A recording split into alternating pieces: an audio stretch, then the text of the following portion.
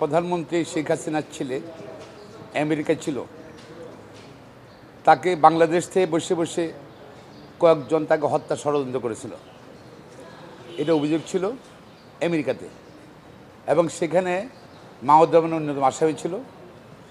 তো তার মাহমুদুর রহমান সাহেব তো অত্যাচার, নির্যাতন, গ্রেপ্তার বিভিন্ন কারণে গিয়া দেশ ছেড়ে চলে গিয়েছিল। তার অ্যাবসেন্সে এই মামলার সাক্ষী হয়েছে। আমরা সবসময় বলতাম যে নিম্ন আদালত সরকার কর্তৃক নিয়ন্ত্রিত হয়।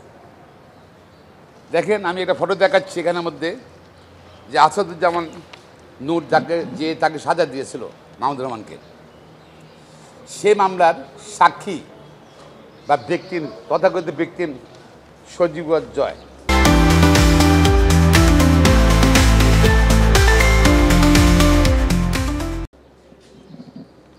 তাকে এগিয়ে নিচ্ছে কে?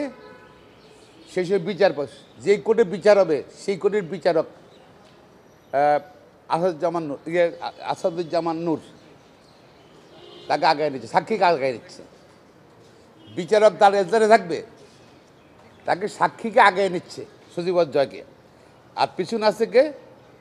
তৎকালীন সিএমএম রেজাউল করিম চৌধুরী।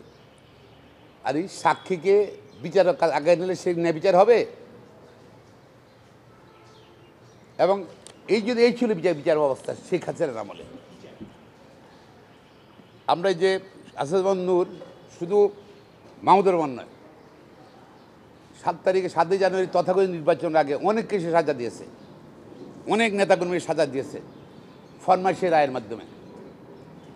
তার বিচার করার অধিকার নাই, বিচারিক করা তার নৈতিকতা নাই।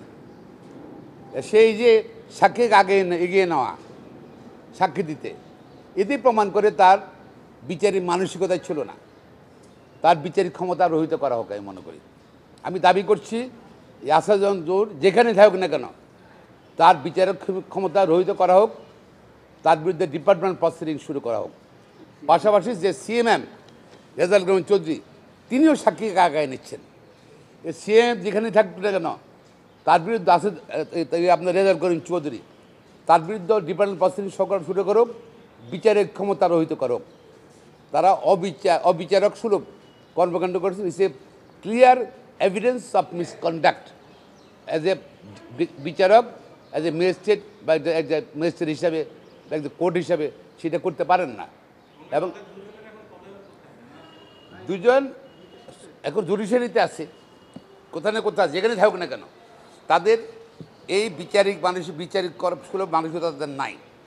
তাদের বিচারিক ক্ষমতা রহিত করা হোক। আমি আইন মন্ত্রণালয়কে অনুরোধ করবো, মাননীয় প্রধান বিচারপতি দৃষ্টি আকর্ষণ করছি,